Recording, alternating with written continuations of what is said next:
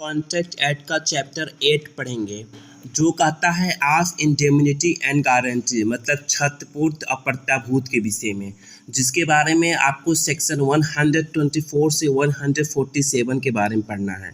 इसमें सबसे पहले आता है 124 सेक्शन जो कॉन्ट्रैक्ट ऑफ इंडेमनिटी की परिभाषा देता है, क्षतिपूर्ति की संविदा की परिभाषा देता है, जिसमें ये कहा गया है कि a contract by which one party promises to save the other, मतलब एक पक्षकार जो है वो दूसरे पक्षकार को सेव करेगा, बचाएगा। किससे बचाएगा? From loss caused to him by the conduct of the promisor, मतलब प्रॉमिसर के द्वारा किए गए किसी हानि के द्वारा, या or by the conduct of any other person, या फिर किसी थर्ड पर्सन के द्वारा अगर उसको लॉस होता है तो भी वह प्रॉमिसर जो है उसको बचाएगा।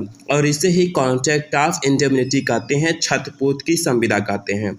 अब हम लोग जानते हैं कॉन्ट्रैक्ट का डेफिनेशन जो है सेक्शन 2H में दिया गया है, प्रॉमिसर का जो है डेफिनेशन वह 2C में दिया गया है।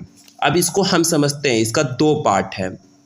पहला क्या है कि पहला दो पार्टीज़ के बीच में कॉन्ट्रैक्ट होगा। ध्यान दीजिएगा, बहुत सारे लोगों को कन्फ्यूज़न होता है कि कॉन्ट्रैक्ट ऑफ इंडेमनिटी में 3 पार्टीज़ होती हैं। नहीं, पार्टीज़ 2 ही होती हैं।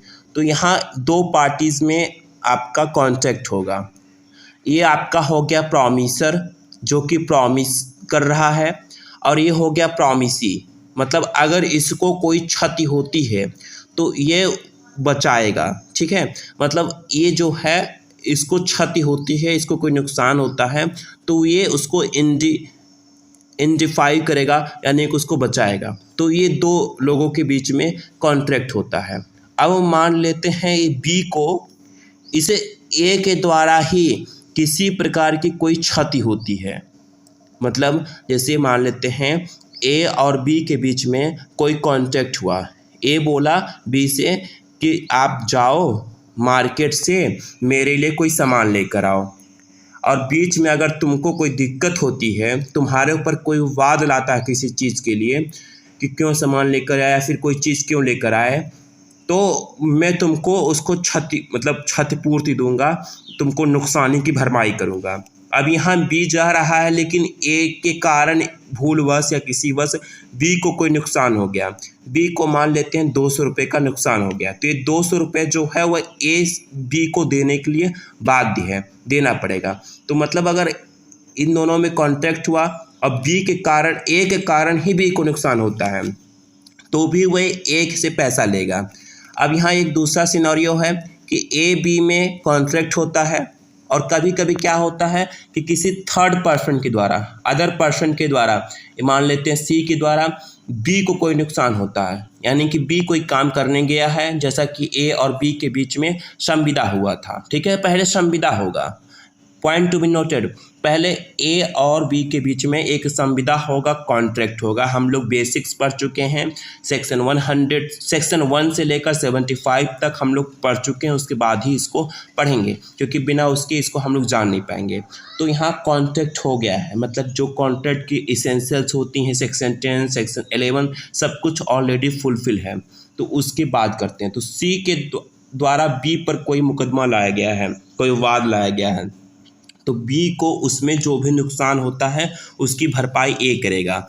तो सेक्शन 124 ही बोलता है a contract means a contract, एक कॉन्ट्रैक्ट जो है वो है, ये कॉन्ट्रैक्ट पहले से है, by which one party promises to save the other from loss caused to him, मतलब एक कॉन्ट्रैक्ट है जिसमें एक पार्टी जो है दूसरे पार्टी को प्रॉमिस करता है। क्या प्रॉमिस करता है? बचाएगा। क्या बचाएगा? कि अगर इसको किसी प्रकार का नुकसान होता है, चाहे वह ए के द्वारा हो, चाहे वह किसी और के द्वारा हो। ठीक है, एक कॉन्ट्रैक्ट है। क्या कॉन्ट्रैक्ट है? कि ए बी को बचाएगा।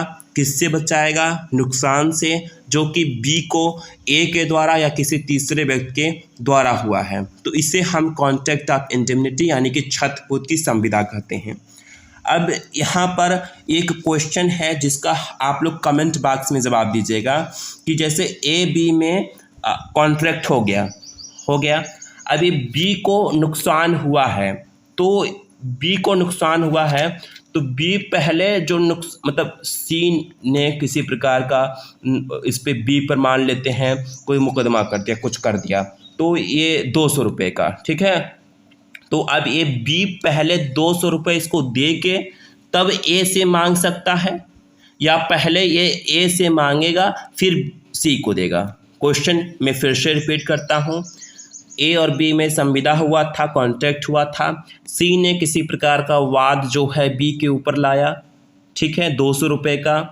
अब यहाँ सवाल आपको ये बताना है कि अगर बी 200 रुपये सी को अपने पैसे से दे दिया, अपने जेब से दे दिया, तो उसके बाद क्या हुआ, ए से मांग सकता है, या फिर पहले वह बिना सी को दिए, बी पहले बिना सी को दिए ही क्या ए से वह 200 रुपये मांग के फिर सी को देगा। इन दो सिनारियों में से कौन सा होता है, या फिर दोनों सिनारियो होता है, आप कमेंट बॉक्स में हमें ज़रूर बताएं। And don't forget to subscribe our channel Bhartendra Vimal Dubey. You can Google Bhartendra Vimal Dubey for more. Join us our Telegram group. Thank you.